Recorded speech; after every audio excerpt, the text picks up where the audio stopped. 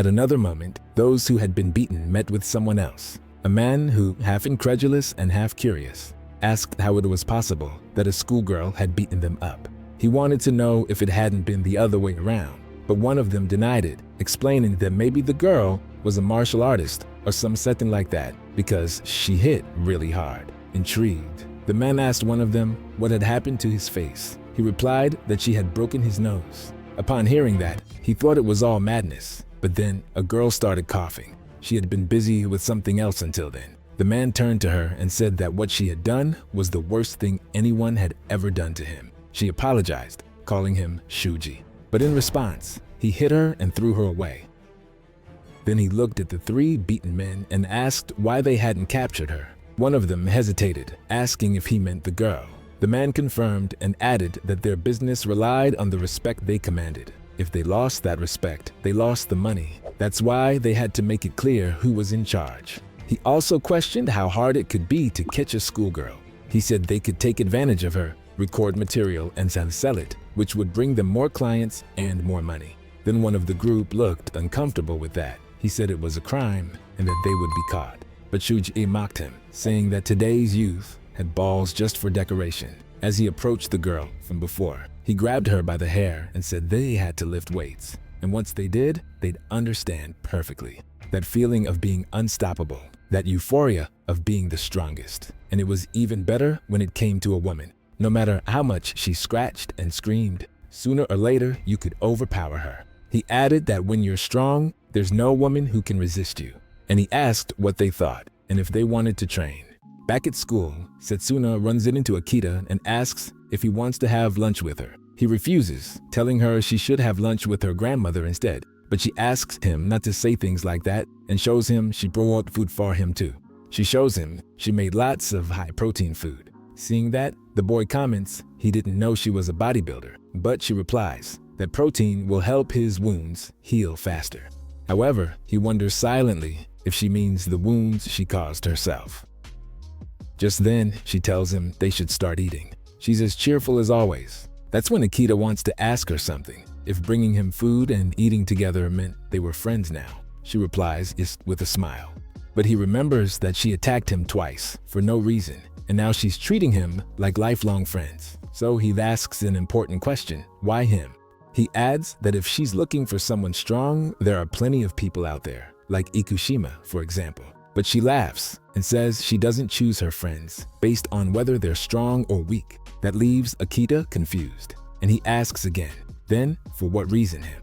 That's when she confesses it's because he and she are the same. After saying that, silence takes over, until Akita, raising his voice a little, asks how he's anything like her, calling her crazy. That makes her laugh. Just then, Ikushima's girl appears, asking what's going on and why the lovebirds are fighting. Hearing that, Akita rushes to clarify they're not a couple, then asks where she came from. Then Satsuna says that deep down, he already knows that it's not about showing strength or winning or losing. It's something beyond the result, and actually, it's pretty simple. It's about doing it when passion demands it. Akita thinks it's about time she drops the double meanings. Meanwhile, the girl from before suggests they just go to a motel already. Meanwhile, inside a van, several men were waiting. One of them asked if they were really going to do it, adding that a girl's disappearance wouldn't go unnoticed. The one, smoking, replied that if his conscience was eating at him, he could leave. But he should know that Shuji would take care of silencing him. Then he explained that Shuji's specialty was seduction. As a host, he made women fall for him and pay for his drinks. Those without money were forced to work as escorts. But if one of them managed to escape his grasp, the business would collapse. That's why he wondered how Shuji made sure no one escaped. One of his companions, listening to the conversation, commented that maybe he treated them like queens, but the other laughed and said he was naive. He explained that in reality, he used violence. He beat them until his knuckles were sore and drilled it into their heads that if they tried to escape, he would eliminate them.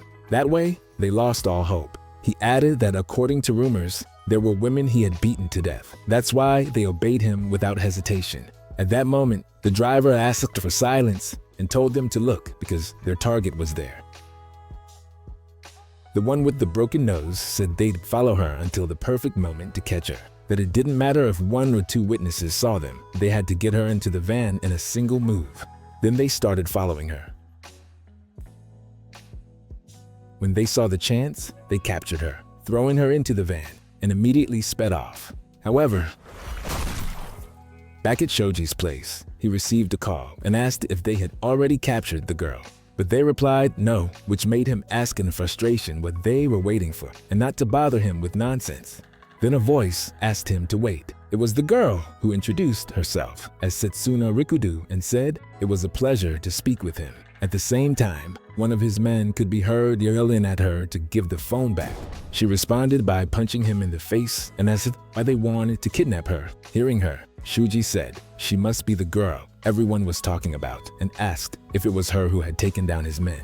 Satsuna answered yes. Shuji, furious, shouted asking who the hell she was and swore he would eliminate her, that if she thought she could mock him and get away with it, she was dead wrong. He said he'd find out where she lived and burn her house to ashes. The threats didn't stop, but Satsuna, a bit confused, replied that she didn't understand what he meant and asked if he also wanted to fight her. That made him even angrier. She added that she didn't even know who he was. Then Shuji told her to listen carefully. Nothing irritated him more than a girl like her, and he swore he'd make her pay. He hung up the call furiously and immediately commented that she was a very interesting girl. Then he asked his friend Masamichi Akita if she was always like that. Akita, for his part, said no, but then corrected himself, saying yes, that she was exactly like that. Akita is sitting in front of a man. He thinks this is the worst. Then he remembers that after school, he was forced into a car and taken to this place. In front of the man, somewhat nervously, he thinks it's obvious this man doesn't have a proper job and uneasily wonders if the man is some sort of semi-gangster. Akita nervously asks what's going to happen to him. The man thinks for a moment, then replies that first they need to cover medical fees, doctor's fees, and compensation. He proposes a figure. How about 3 million yen? The young man reacts in shock at hearing 3 million. Shuji takes a moment to think and then says, that's fine. He says that if Akita introduces him to some girls from his school, that would cover the expenses too. Finally, he adds that they should now focus on this situation. Akita reacts confusedly, asking what's going on. The man raises his fist and says he's just going to return the favor for what his girlfriend did. While observing the huge arm raised, the boy thinks he's going to get hit, that he's going to die. The man prepares himself and says, here we go. The boy desperately screams, saying he's got it all wrong. He insists that everything is completely wrong, completely. He explains that Rinkudo Satsuna isn't his friend, nor his girlfriend. He recalls that in fact she hit him the first time they met, and afterward, he continued receiving all kinds of senseless violence. He thinks he was eventually dragged into this whole mess.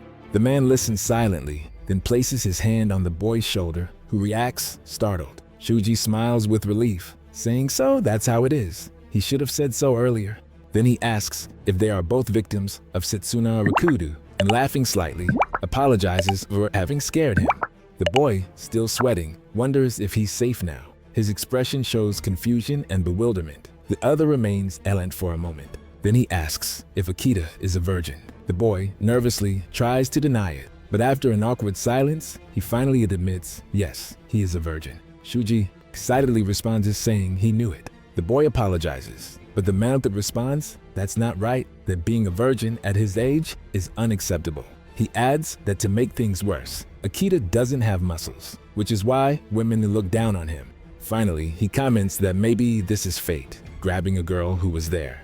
The man says if Akita doesn't want women looking down on him, the answer is to have more muscles. The girl next to him begins to have her breasts explored, while Shuji continues saying women are weak and can't resist the muscles. Shuji thinks for a moment, then addresses the boy, telling Akita-kun he should go to the gym. He immediately tears the shirt off the girl who was there, stating it's fine to touch them. Akita reacts, alarmed and blushes. The man, along with the girl, tells him not to hold back, that it's a free service, adding he should never let a woman look down on him again. The girl timidly says she won't ever do such a thing. The boy responds uncomfortably that it's not about money. The man whispers to the girl to get Akita in the mood. She agrees, saying all right, and approaches the boy, playfully apologizing. Nervously, he tries to stop her, saying, wait, stop.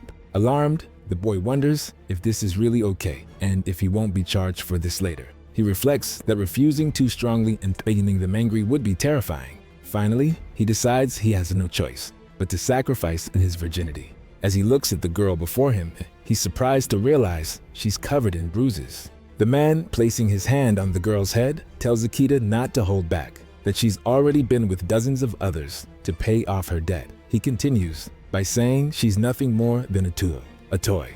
The girl remains silent with her head lowered. Akita also stays quiet, seriously observing her. Then, she slowly moves her hand forward. Akita stops the girl, telling her she doesn't have to do this. She reacts surprised, and the man confusedly asks what's wrong, wondering if Akita is hiding it to his embarrassment. The young man firmly replies that he doesn't want this. He adds, it's not like he's supporting feminism or something, nor is he against prostitution, but forcing someone into having sex is the lowest thing you can do.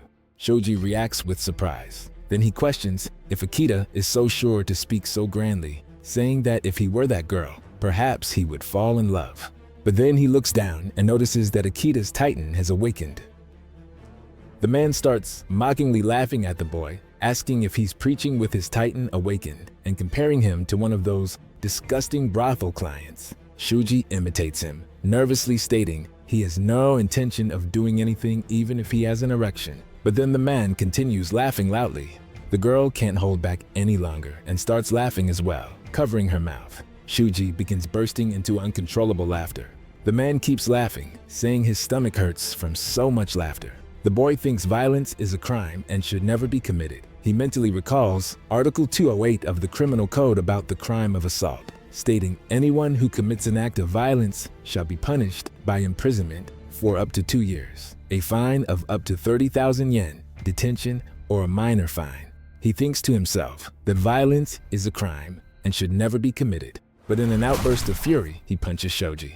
Akita, in a memory, holds his head in anguish. He reflects on frustrating memories tormenting him after so many years, wondering if he's never had situations like this before.